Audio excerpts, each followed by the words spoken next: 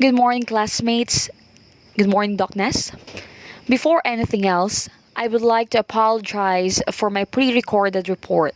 Today is the unit meet of the Unit 1, composed of Panay, Ibisan, Panitan, and Sapian.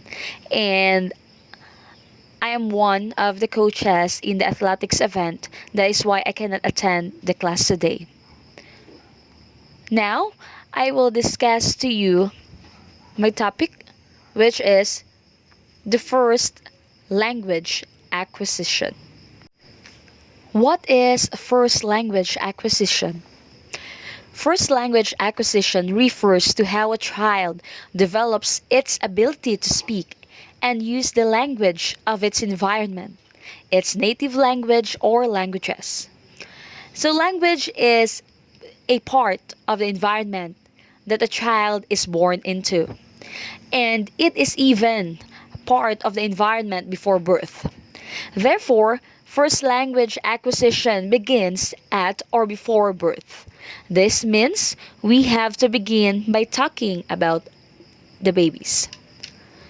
First language acquisition also the study of how children acquire their first language or languages. It is the branch of psycholinguistics that deals with the process of acquisition. This field is variously called first language acquisition,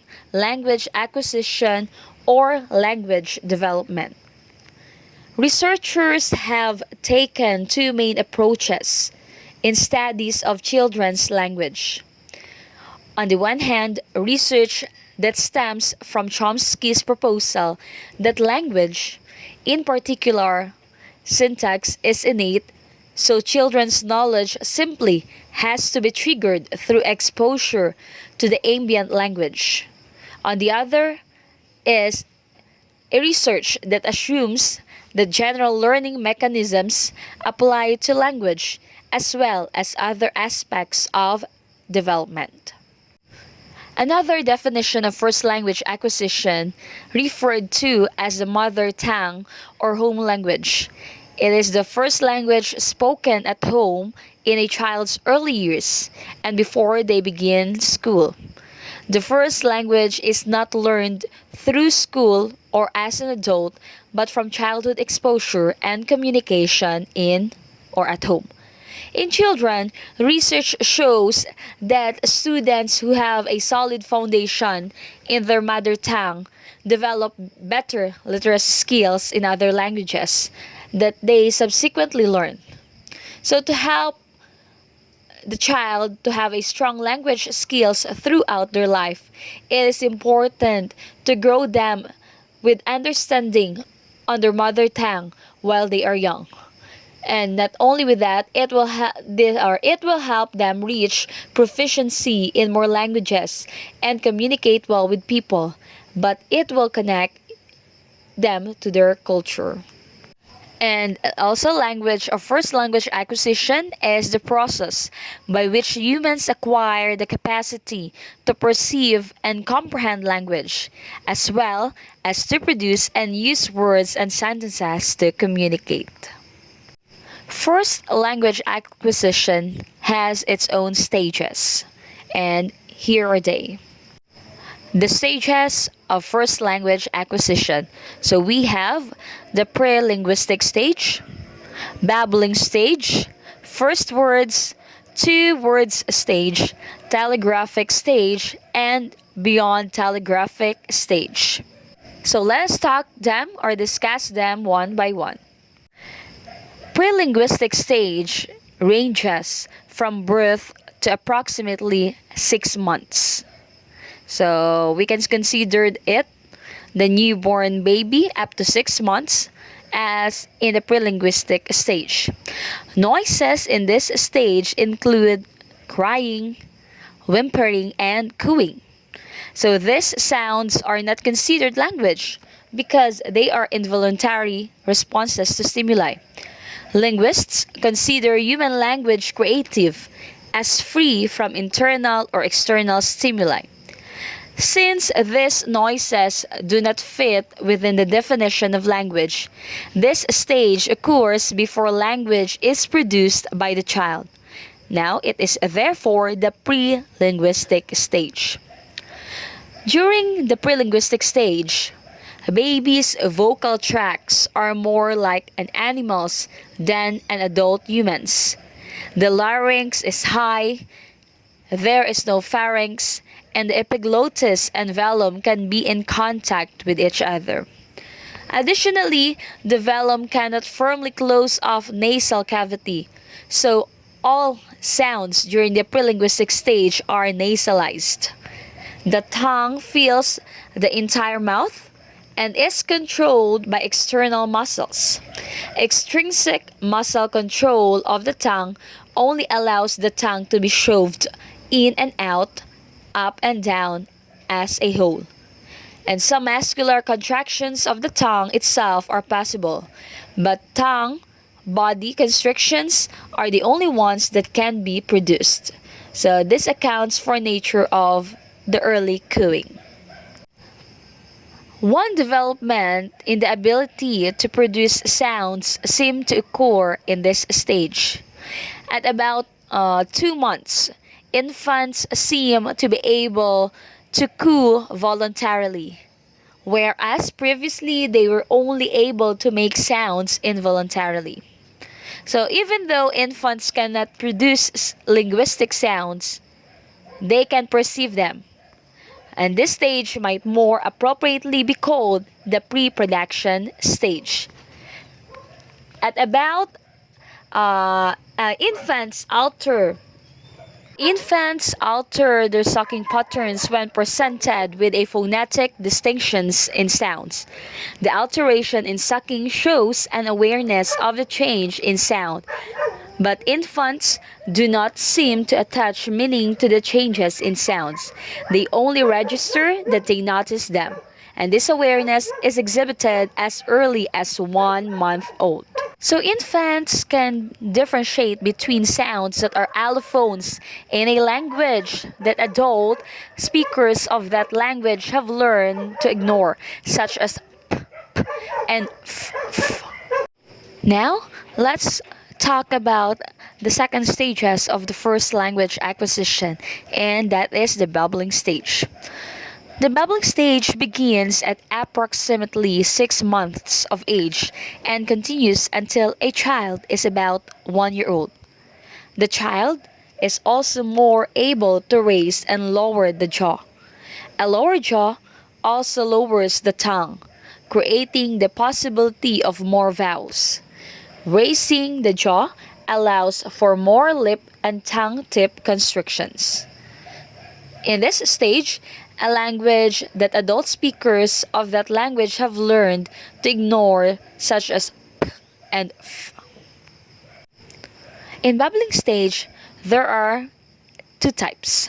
First, let's have the repetitive babbling. Repetitive babbling has a same syllable in each successive cycle. For examples, the baba, meaning bottle, mama, mother, nana, grandmother, papa, father, and dada, daddy. So these utterances show repetitive babbling of the low central vowel with stop consonants. On the second examples, boo boo, hurt, nunu, mumu, poo-poo or poo-poo, doo-doo or doo-doo. So these utterances also show repetitive babbling, but with a different vowel sound. The 2 different syllables can be mixed together. The second types of babbling stage is the variegated babbling. Variation in syllables in successive cycles. Here are the examples. Mommy for mommy. Papi, poppy often used for grandfather, and poopy for puppy. So these utterances show variegated babbling. So during the babbling stage, infants begin to ignore or lose the ability to distinguish between the sounds of their parents or maybe their caretakers, language, and other sounds. They respond only to sounds that are the language distinctions of their parents or caretakers' language. So that's all about the bubbling stage. Next stages of first language acquisition is the first word stage, and it starts at about 1 year and continues for approximately 6 to 12 months up to approximately age 1 to 1.5 or 2 years old. And this stage is also referred to as the holophrastic stage because a one word is equal to one sentence pattern seems to exist in the utterances produced by the child. So sometimes babbling may overlap with the production of the first words. And indeed, the first words often exhibit the same structure as babbled syllables with a consonant vowel syllable used as a word. However, at this stage, meaning is attached to the syllables produced by a child, and this characteristic distinguishes a babble from a word. Examples of some first words include no, da or dog, ma, mom, they, dad. So the words produced are primarily noun like example da or dog, ma, mom, with verbs second. And words also include displeasure or rejection words, example no. Words include social interaction words like bye or bye bye, or night night or night night. So as children begin to produce utterances that count as words, they continue to develop their abilities to produce more and more individual sound segments. The sounds they produce are typically sounds in the language of their environment, and they add to their repertoire in a systematic way. In the first word stage, there is a developmental order of sounds articulated. The full range of vowels in the native language is produced before the full range of consonants. Consonants are typically added in the following sequence of manner. Examples of sounds in each category come from English. We have the nasals, the and ng, glides, the stops, d, g, liquids, we have the fricatives, f, v, s, z, and we have the affricates, t and j. It is also included in the developmental order of sounds articulated that consonants are typically added in a front to back order of place, with certain front sounds being delayed. Labials, sounds produced with the lips, come first, then alveolars, sounds produced just behind the teeth, then velars, sounds produced near the back of the roof of the mouth, then alveopalatals, sounds produced behind the teeth and a little further back, and the interdentals, sounds produced by placing the tongue between the teeth, come last. Also, new contrasts generally show up in the initial position first. That is, when a child adds a new sound segment to his or her repertoire, he or she uses it as the first sound in a word, then puts it in other positions later. So, for example, in the middle or at the end of a word. Now, let's talk about the next stage or stages of the first language acquisition, the two-word stage.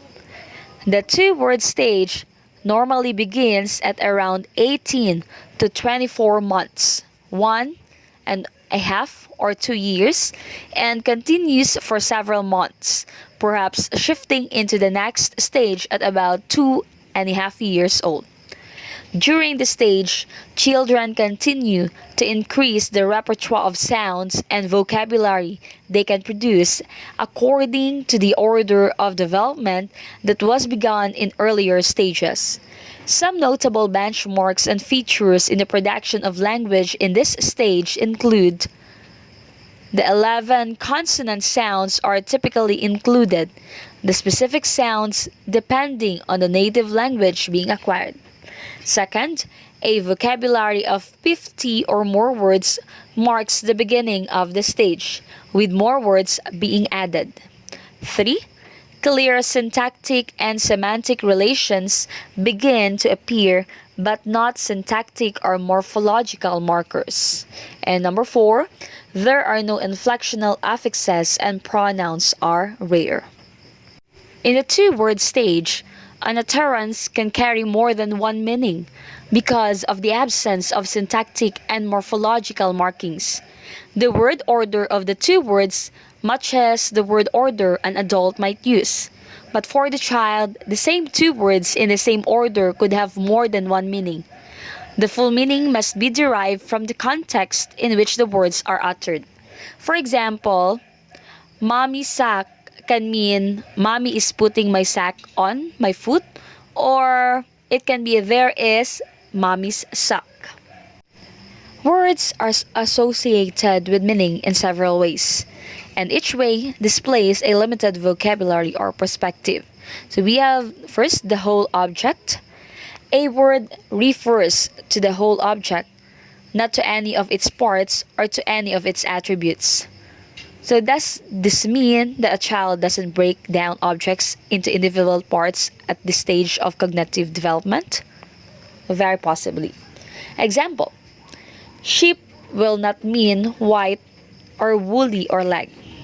So that is an example for a whole object. Next, we have letter B, type. A word may be used to refer to the type of thing, not a particular thing. This could be a kind of overgeneralization or overextension. For example, a child may take sheep to mean any animal, not just that particular kind of animal. That is, the child might misunderstand the meaning of the word sheep and think that it refers to all animals. It could also be that the child doesn't perceive the individual variations between two types of animals and conceptually lumps them all together. Or it could be that a child simply doesn't know the words for all the different kinds of animals and makes do with the name of one another or another one. Overextensions may not be a misunderstanding of a word on a child's part, but may be a compensatory technique to overcome vocabulary limitations. The process of overextending a word's meaning plugs a hole until the child can learn the proper word. Example: if it is alive and non-human, it's a sheep. So whether the child sees or seen a dog, a cat, an elephant, he or she will say that it is a sheep. In two-word stage, underextension may also occur. In underextension, a child doesn't use a word for enough particular cases. It's the opposite of overextension, where a child uses a word for too many different cases. For example, kitty might mean the family cat, but not other cats. Underextensions may occur because a general word, like kitty, is almost taken as a name, not as a word. It could also be related to the prototype concept of word meaning. Example: if this is what kitty means in your house, what would you use to call the animal in the picture? For example, the picture is a kitten, a kitty or a kitten. So the prototype theory suggests that people have mental concepts of a word's meaning and attach a word to the concept. The concept is developed through interaction with the word. If the family pet is what a child interacts with, but it is unusual, then a child might not see the word for the family cat as appropriate to another cat that lacks the unusual features of the source of the concept. In the two-word stage, we have the next, the basic level assumption. It is a word refers to types of objects that are alike in basic ways. Example, sheep might be taken to mean any animal, but probably won't be taken to mean a rose or a flower. So adults will recognize a child's meaning even when an incorrect word is used, because the word used by the child will share the same basic features as the word an adult would use. If a child does not know the word for an animal, he or she will likely choose the word for something else that is alive and moves around. Contextual clues are extremely important for attaching meaning in this stage. An adult may need to follow a child's gaze or their pointing in order to determine the exact meaning of an utterance. Or, an adult might need to observe what the child is doing in order to determine the meaning of the utterance. Likewise, a child in this stage needs to use the context to make sense of what an adult is saying. In the past, every word in a telegram cost money. So people used to write the shortest possible messages to save money. And now, let's have the telegraphic stage. The telegraphic stage occurs around the age of 2.5 years. In this stage, children begin stringing more than two words together, perhaps three or four or five at a time. However, the style of speaking children use in this stage resembles the way of writing that used to be used in telegrams. That's why this stage is called telegraphic. For example, to send a message. We arrived in Paris on Monday. So someone might write arrived Paris Monday. Function words like pronouns, conjunctions, and prepositions, and even grammatical morphemes, ed, are typically absent. In a telegraphic stage, articulation of sounds continues to develop in order to described in earlier stages. 20 consonants are articulated, and all vowels are articulated by approximately 3 years of age. All vocabulary development processes continue, and more words are added. Utterances exhibit phrase structure, that is, they tend to follow the grammatical rules of the language. After the telegraphic stage, we have the last stages of first language acquisition, the beyond telegraphic stage. The beyond telegraphic stage begins around the age of 3 years and continues into fully developed language skills. Vocabulary development continues, including its strategies of overextension. In fact, a similar pattern of overgeneralization is used for morpheme development. Ed, meaning past, shows up in such utterances as good or putted. Derivational affixes and compounding show up early in the stage. Age 3 or 4. Inversion in questions comes in later. So to conclude, children go through approximately 6 different stages in learning their native language. Now, the question is, when are they finished? When can we say that a child has learned language? A child has acquired language by 6 years of age. This makes sense if you think about it, that one reason we traditionally send kids or the children off to school at age 6 is because they now have enough language to manage on their own. There are, of course, other developmental milestones that have also been reached, such as toilet training, fixing their things or their shoelace, and allowing a child of 6 to manage away from regular caretakers. But an important benchmark is the language level that they have reached. So now we will have the theoretical approaches to first language or L1 acquisition. So I will just walk you through on these different approaches. I know that we are already familiar with these different approaches or theoretical approaches. Here are the different theoretical approaches. We have the behaviorism. In the behaviorism, we will have to say what I say. Innatism, it's all in your mind. Interactionist, or the developmental perspectives, learning from inside and out. In behaviorism, say what I say. So we have here Skinner or B.F. Skinner. According to him, language behavior is the production of correct responses to stimuli through reinforcement. Language learning is the result of first imitation. Next, we have the word for word repetition. Next, practice the repetitive manipulation.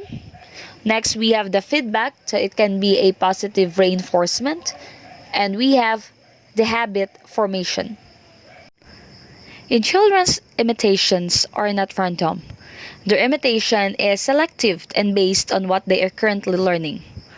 Then children's practice of new language forms, meaning substitution drills, it is selective and reflects what they would like to learn. They pick out patterns, rules, and then generalize or overgeneralize them to new contexts. After the behaviorism is the innatism, and that is it's all in your mind. And we have here the famous Noam Chomsky, 1959. According to him, children come to know more about the structure of their language than they could be expected to learn on the basis of the samples of language they hear.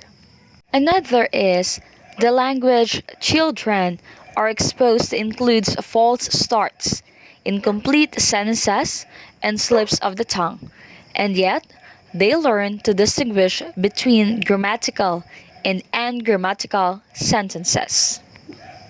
Another for Chomsky, children are by no means systematically corrected or instructed on language by parents. And here are the evidence used to support Chomsky's innatist position. First, virtually all children successfully learn their native language at a time in life. It occurs when they would not be expected to learn anything else so complicated. Number two, language is separate from other aspects of cognitive developments. Examples, we have the creativity and social grace and may be located in a different module of the brain. Next evidence, the language children are exposed to does not contain examples of all the linguistic rules and patterns.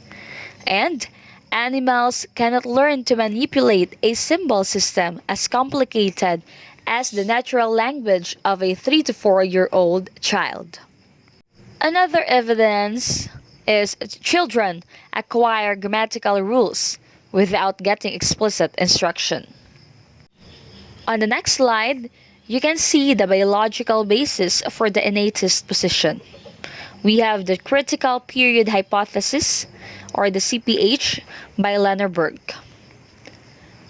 There is a specific and limited time period for the lad to work successfully, and it is only when it is stimulated at the right time. Virtually, every child learns language on similar schedule in spite of different environments. Lennerberg suggested that although the capability for language is innate, it must be triggered by the environment. Without an environment that provides language learning possibilities, a child will not develop language. The innate capacity will not be realized, at least not in full. In addition, the child must encounter an environment with language within a certain time period, or the opportunity to acquire language will be lost. After the innatism theoretical approaches, let's have the interactionist or developmental perspectives, and that is learning from inside and out. We have the interactionism, that is according to Brunner. Language acquisition is an example of children's ability to learn from experience. So what children need to know is essentially available in the language that are exposed to. In a child's language environment, there is no direct pressure to learn. There is no time limit for learning. There is no way of escaping into a different language. The language is not sequenced by grammar or vocabulary. There is lots of repetition. Both the language and the world are new. All the language is spoken in the context of the surrounding world, and the language is all around. Next slide. The child has many opportunities for using the language to communicate to those around him. And much of the language is simplified to the level of understanding of the child. Let's discuss the child's learning strategies. First, the child is not interested in language for its own sake. The child is not disturbed by the language he does not understand. The child enjoys the repetitive events of his life and uses this enjoyment to help him learn. Another child's learning strategies: the child uses his primary interests to help him learn. The child directs his attention to things that are easy to understand. The child possesses a natural desire to call an object by its name.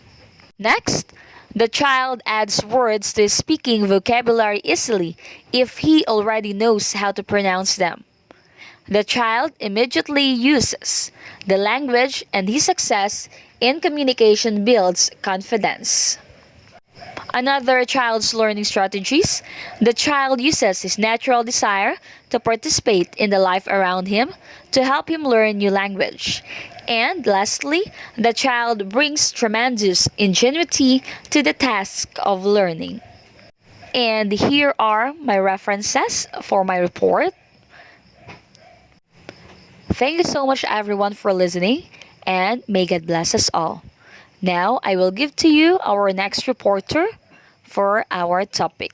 Thank you so much once again.